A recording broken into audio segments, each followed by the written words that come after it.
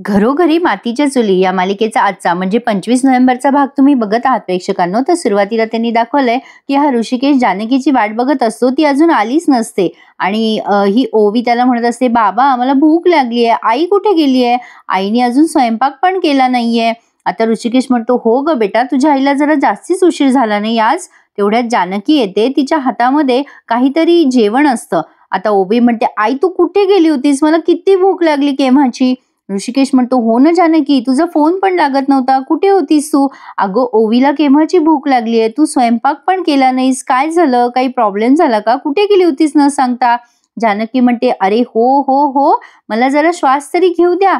अहो मी ना हे ओवीसाठी मला आजी भेटला ना, तर ते प्रसाद दिला त्यांनी मला ओवीसाठी. आता ही जानकी खाली बसते आणि ओवीला म्हणते, हे बघ ओवी बेटा, मला मगाशी ना शिर्षीकर आजी भेटल्या होत्या आणि त्यांनी तुझ्यासाठी हा प्रसाद दिलाय बघ. ओवी म्हणते, अरे वा, शिरा, वांग्याची भाजी, पुरी.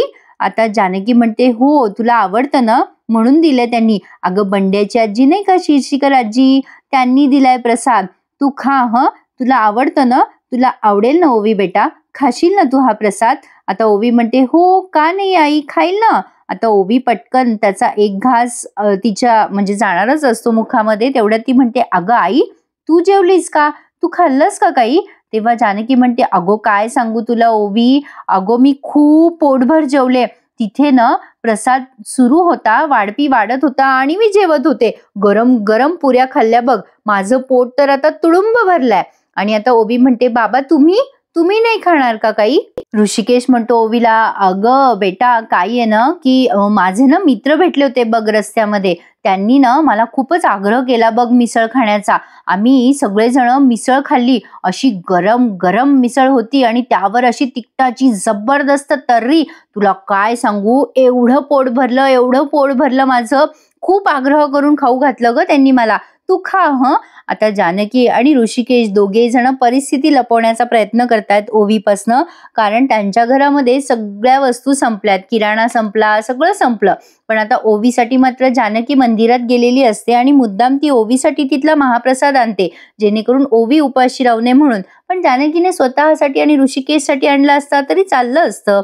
असो, तर आता हा ऋषिकेश आणि जानकी दोघे स्वयंपाकघरात जातात. ऋषिकेश म्हणतो, जानकी काय झालंय ग, तू प्रसाद आणलास या ओवीसाठी, म्हणजे सगळं संपलंय का ग किराणा.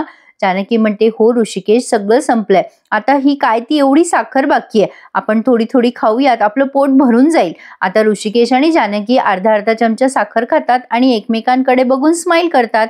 ऋषिकेश म्हणतो, जानकी काय वेळ आलीये ग आपल्यावर, बरं झालं तुला मंदिरात जायचं सुचलं, निदान ओवीचं पोट तरी भरलं. तेवढ्यात आता ओवी मोठ्याने ओरडायला लागते, आई आई पाणी आण लवकर, माझं तोंड भाजलं.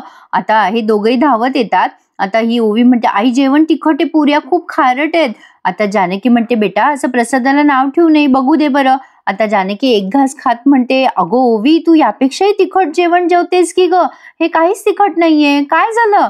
आता ओवी म्हणते, नाहीये ना तिखट, मग चला तुम्ही दोघं एक एक घास खा बरं.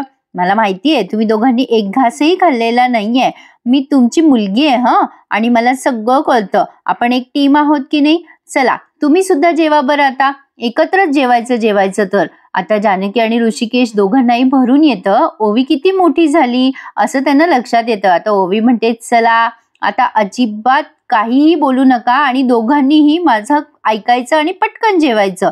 जानकी आणि ऋषिकेशच्या डोळ्यात पाणी येतं. आता इथे त्यांनी मालिकेचा ट्रॅक प्ले केलाय, घरोघरी मातीच्या चुली, आणि ही ओवी त्या दोघांना जेवू घालते आणि हे तिघे जण कसे आनंदात आहेत गरीब परिस्थितीमध्ये हे त्यांनी दाखवलंय. आजचा भाग तसं सोसो आहे प्रेक्षकांनो. ओवी म्हणते, डेझर्ट म्हणून शिरा आहे बरं का, आणि सगळेच जण आधी मी भरवणार म्हणून त्या एका ताटामध्ये हे तिघेही जण आनंदात जेवतात आणि खूप खुश आहेत, असा त्यांनी सीन दाखवलाय. आता इकडे बघा, सौमित्र चिडचिड करत असतो. अवंतिका म्हणते, काय चाललंय तुझं सौमी, कशाला चिडचिड करतोयस. सौमित्र म्हणतो, ही ऐश्वर्या काय बाई आहे ग, काय मूर्ख आहे, प्रत्येक वेळेला आपण जोडत जातोय आणि ही तोडत जातीये. आता आपण जानकी वहिनींना नानांना कसं भेटवायचं. अवंतिका म्हणते, हो रे कसं भेटवायचं. आता सौमित्र म्हणतो, मला नाही माहिती, आपण फिरायला घेऊन जाऊ नानांना, काही करू पण जानकी वहिनींना भेटवू. अवंतिका म्हणते, नाही नाही सौमित्र शांत हो, हे बघ ऐश्वर्याला जर कळलं की आपण वहिनींना घरी आणणार आहोत, तर ती शांत बसणार नाही, म्हणजे ती आपला प्लॅन हाणून पाडेलच सौमी. त्यापेक्षा आपण एक शांततेत विचार करूया. सौमित्र म्हणतो, अरे म्हणजे जानकी वहिनी आणि नानांची भेट होणं अशक्य आहे अवंतिका. अवंतिका म्हणते, अरे हार नको माणूस ना, वकील आहोत ना आपण. अरे आपल्याला काहीतरी शक्कल लढवावी लागेल, फक्त काहीतरी डेअरिंग करावी लागेल आपल्याला सौमित्र. आता डेअरिंग हा शब्द सौमित्र ऐकतो आणि त्याला एकदम आयडियाची कल्पना येते. अवंतिका म्हणते, सौमित्र तू हरू नकोस, काही ना काही आपल्या डोक्यात मार्ग निघेलच. सौमित्र एकदम खुश होऊन म्हणतो, यस डेअरिंग अवंतिका डेअरिंग. अगं तुला माहितीये माझी जानकी वहिनी अशीच डेअरिंग करायची. आता मात्र सौमित्र खूप खुश झालेला असतो. अवंतिका म्हणते, अरे काय सांगतोयस, नीट सांगशील का मला सौमित्र, काय आठवलं तुला? आता सौमित्र म्हणतो, अगं एक किस्सा आहे, जेव्हा आमच्या म्हणजे जानकी वहिनीचं आणि ऋषिकेश दादाचं लग्न झालं ना, तेव्हा ना आम्ही सगळे फार्म हाऊसला गेलो होतो. त्या फार्म हाऊसला आम्ही ट्रूथ आणि डेअरचा गेम खेळत होतो. तिथे जानकी वहिनीवर डेअर आला. तुला माहितीये तिने काय केलं? त्या सौमित्राने जे सांगितलंय ना ते पुढे आपल्याला ऐकवलेलं नाहीये आणि त्यावरूनच या सौमित्राला आयडिया सुचलीये की जानकीला इथे वेषांतर करून घेऊन यायचं. अवंतिका म्हणते, येस सौमी, ही वर्क करणार आयडिया. सौमित्र म्हणतो, येस जानकी वहिनीचीच आयडिया वापरून आपण ह्याच घरात नानांची आणि तिची भेट करून देऊयात. आता अवंतिका म्हणते, वेट सौमित्र, ती ऐश्वर्या इथे असताना इतकं सोपं नाहीये हे सगळं. आपण त्यात एक गोष्ट ऍड करूया, म्हणजे आपण वहिनीचीच आयडिया यूज करू, पण त्याचबरोबर माझी वकिलीची जोड लावू, सांगू की माझी क्लायंट आहे म्हणून ती. आता मात्र हे दोघे हातात हात मिक्स करतात आणि म्हणतात, येस ठरलं तर मग. अवंतिका म्हणते सौमित्रला, मी आईंना जातानाच सांगेल की माझी क्लायंट येणार आहे म्हणून, मग आईंनाही डाऊट येणार नाही आणि ऐश्वर्यालाही नाही आणि नानांचं आणि जानकी वहिनींची भेट पण होईल. चालेल ना? सौमित्र म्हणतो, चालेल काय अवंतिका, धावेल. आता या दोघांचं ठरलंय, पण आता आजीबाई बघा प्रेक्षकांनो, बैठकीमध्ये असा पहारा देत असतात डोळे बारीक करून, कोणी आलं का, कोणी गेलं का, दरवाजाकडे सारखं लक्ष आहे बाई आजीबाईंचं. आजीबाई आले ना की भारी वाटतो सीन बघायला. तेवढ्यात सुमित्राबाई येतात आणि म्हणतात, काय ग आई, अगं एवढे डोळे बारीक करून काय करतेस इथे, अशी का बघतेस? आता या आजीबाई म्हणतात, अगं सुमित्रा, जानकी या घरात येऊ नये ना म्हणून मी इथे पहारा दिलाय, पहारा. अगदी बारीक लक्ष आहे माझं. सुमित्राताई म्हणतात, अगं का आई टेन्शन घेऊ नको, मी सौमित्राला निक्षून सांगितलंय की ती या घरात आलेली मला चालणार नाहीये. मला आधी सांग की ऐश्वर्या आणि सारंग बाहेर गेलेत का, म्हणजे बाहेर गाडी दिसत नाहीये ती. आता आजीबाई म्हणतात, अगो हो, ती दोघी ऑफिसला गेली आहेत ना, अवंतिका खाली येत असते तिकडे. आता या आजी म्हणतात, अगं दोघे ऑफिसला गेलेत. आता या सुमित्राबाई म्हणतात, सारंग गेलं ठीक आहे, पण ऐश्वर्या कशाला गेली ऑफिसला? आजीबाई म्हणतात, कशाला म्हणजे ऐश्वर्या आणि सारंग दोघे हुशार आहेत, तुझी कंपनी ते यशाच्या शिखरावर नेऊन पोहोचवतील सुमित्रा, तू कशाला काळजी करतेस? आता अवंतिका येते आणि म्हणते, फक्त काही चूक करू नये म्हणजे झालं, कारण सगळं नीट पार पाडायला ऋषिकेश दादा नाही आहेत ना कंपनीमध्ये. ऋषिकेश दादाकडनं सगळं काढून घेतलंय ना आजी. मला तर टेन्शन आलंय बाबा, ऐश्वर्या ऑफिसमध्ये गेली म्हटल्यावर काही ना काही बिघाड होणारच. नाही म्हणजे तुम्हाला माहितीये का काय झालं होतं शेवटच्या वेळेला?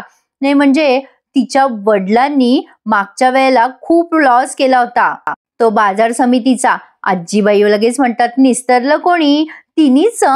वकिलीनबाई, ऐश्वर्याला सगळं कळतं बरं. अवंतिका म्हणते, हो आजीबाई, तिला कळतं, सगळं कळतं, पण इनफॅक्ट तुम्हाला जेवढी कळलीये तितकी आईंना कळाली पाहिजे होते ती. सुमित्राबाई लगेच आश्चर्याने बघतात. आता आजीबाई म्हणतात, तू कशाला तिच्या नावाने बोट मोडतेस? नाही, ती तिच्या नवऱ्याला मदत करते, तर तुझ्या नाकाला का मिरच्या झोंबतायत वकिलीनबाई?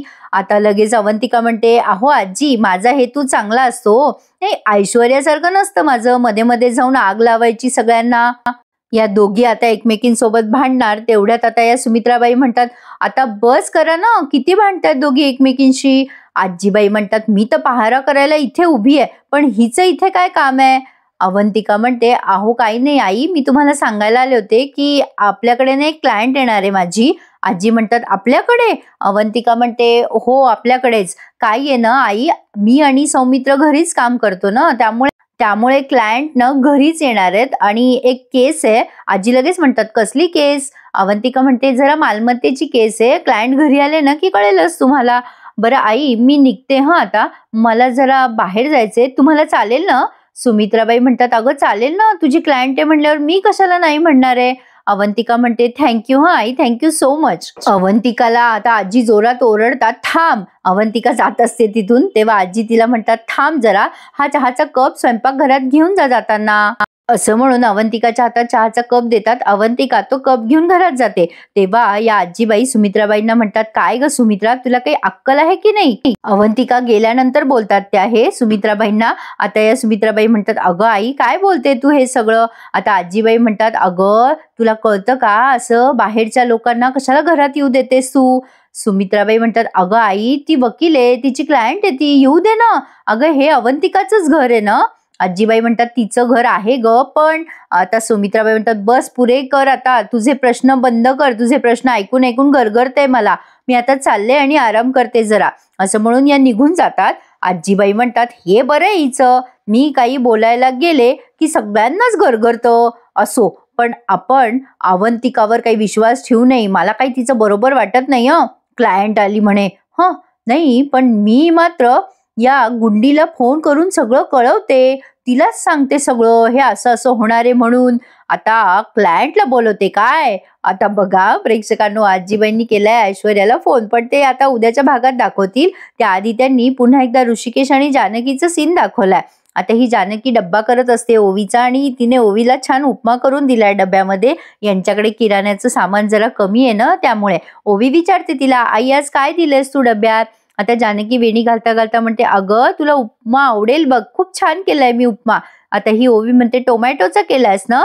ऋषिकेश आवरत असतो ओवीला शाळेत सोडायचं म्हणून. आता ही जानकी म्हणते, नाही रे बेटा, टोमॅटो नव्हते घरामध्ये, पण छान केलाय मी उपमा, तुला आवडेल असा, तू खाऊन बघ आणि सांग मला कसा झाला ते. आता ओवी म्हणते, बरं, पण मग दुसऱ्या टिफिन मध्ये काय दिलंयस. असं म्हटल्यावर आता जानकीचा चेहरा उतरतो. आता जानकी काहीच उत्तर देत नाही. आता ही ओवी म्हणते, अगं मी तुला काहीतरी विचारते आई, दुसऱ्या टिफिन मध्ये काय दिलंस. जानकी म्हणते, बेटा ते काय आहे ना, दुसऱ्या टिफिनसाठी ना म्हणजे एकच टिफिन आहे ग, घरात काही शिल्लक नाहीये. ओवी म्हणते, अगं आई पण तुला माहितीये ना आमच्या 2 रिसेस असतात. आता जानकी म्हणते, हो बेटा तुझं बरोबर आहे, थांब जरा बघते डब्यामध्ये काय आहे. आता डब्यातलं सगळं संपलेलं असतं, पण एका डब्यात एक चकली उरलेली असते. जानकी म्हणते, हे बघ या डब्यात एक चकली आहे, पण ही ना जरा मऊ झाली आहे, तुला मऊ चकली आवडत नाही ना बेटा. ओवी म्हणते, अगं पण ते कपकेक आहेत ना घरात, त्या काकूंनी दिलेले. जानकी म्हणते, अगं त्या कपकेकला देऊन जमाना झालाय, ते कपकेक आता खाऊ नको, ते खराब झाले असतील, तू आज एकच डब्बा ने ना. आता ही ओवी म्हणते, अगं आई जाऊ दे, तू ना मला ती नरम झालेली चकली दे, मला आवडेल खायला. आता असं म्हणून ओवीने समजूतदारपणा दाखवलाय आणि तिच्या डब्यामध्ये ती चकली एक राहिलेली घेतली आहे. आता ऋषिकेश म्हणतो, चला जायचं ना आता, उशीर होतोय शाळेला.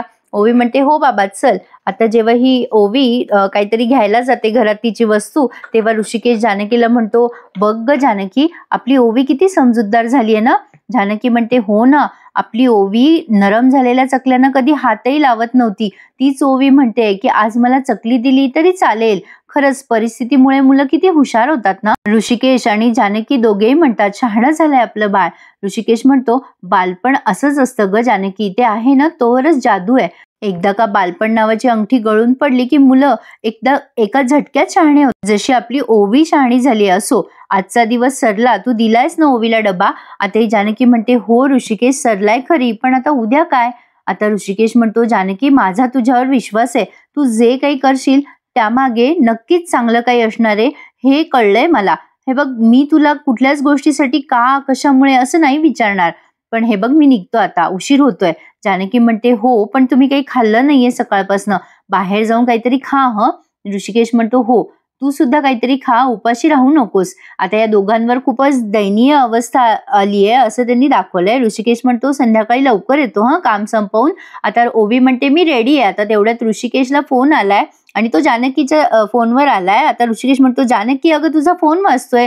आता तिला सौमित्राचा फोन आलेला असतो, घाबरते ती ऋषिकेशने बघू नये म्हणून. आता ऋषिकेश जानकी निघून जातात आणि ही जानकी फोन उचलत म्हणते, हा बोला सौमित्र भाऊजी. ऋषिकेशच्या हातात फोन होता. काय म्हणताय. मी आवरते आणि येते नानांना भेटायला. सौमित्र म्हणतो, अगं वहिनी थांब जरा, एक प्रॉब्लेम झालाय, आम्ही तुला नानांना भेटायला इथे घेऊन येतोय हे ऐश्वर्याला कळलंय, त्यामुळे तिने आणि आजीने मिळून आईचे कान भरलेत. आता सगळे दरवाजापाशीच असतील तलवारी घेऊन, नानांना भेटणं सोपं राहिलं नाहीये. जानकी म्हणते, मग आता काय करायचं भाऊजी. सौमित्र म्हणतो, अगं वहिनी, माझ्या डोक्यात एक आयडिया आहे. म्हणजे ही आयडिया तुझ्याच एका जुन्या पराक्रमावरनच आलेली आहे. हे सगळं मी तुला नंतर सांगतो. पण नानांना भेटायचं असेल ना, तर आपल्याला छोटासा जुगाड करायचा आहे. पण ट्रस्ट मी, हे वर्क होणार. तुझं या घरात येणं कोणालाच कळणार नाही. जानकी म्हणते, म्हणजे? आता सौमित्रने जानकीला तो प्लॅन ऐकवलाय जो आपल्याला ऐकवला नाहीये. आणि असं म्हणून आता सौमित्रने फोन ठेवून दिलाय. जानकी विचार करते, आता हे सगळं कसं पॉसिबल होईल. आणि हा भाग त्यांनी संपवला. प्रेक्षकांनो, आजचा भाग जरा सोसोच होता. पुढच्या भागात आपण बघणार आहोत, या सुमित्राबाई दरवाजा उघडतात तेव्हा त्यांच्या समोर एक बाई असते जी जानकीच आहे, पण त्यांना ती ओळखू आलेली नाहीये. जोकचं पार्ट इतकं सोपं होतं जानकीला ओळखणं की काय सांगू. म्हणजे सुमित्राबाई कशा आहेत हे तुम्हीच सांगा. असो, तर आता ही आजीबाई आहेत ना, त्या फोन करून सांगतात ऐश्वर्याला, अगं ती क्लायंट आलेली आहे ना घरी, ती गोष्ट सांगत होती, ते सगळे म्हणजे आपल्या घरात प्रसंग घडून गेलेत बरं का. ऐश्वर्या म्हणते, म्हणजे ती क्लायंट काय जानकी आहे का? तुम्हाला असं वाटतंय का जानकी आहे ती? आता आजीबाई म्हणतात, ते तुझं तू ठरव बाई, मी काय सांगू तुला. तर बघूयात प्रेक्षकांनो, जानकी आणि नानाची ही अविस्मरणीय भेट कशी होते ते. आवडला ना आजचा भाग? मग नक्की चॅनलला सबस्क्राईब करा. आजचा भाग जरा लंबालचक होता प्रेक्षकांनो, पण थोडा बोरिंगच होता, म्हणून मी तुम्हाला फास्ट सांगायचा प्रयत्न केला. पण तुम्हाला आवडला का मला सांगा कमेंट करून. आणि ज्यांनी चॅनल नसेल सबस्क्राईब केले त्यांनी आवर्जून चॅनलला सबस्क्राईब करा. नक्की चॅनल सबस्क्राईब करा आणि घरोघरी मातीच्या चुली आणि अन्य भाग माझ्या आवाजामध्ये एन्जॉय करायला विसरू नका. धन्यवाद.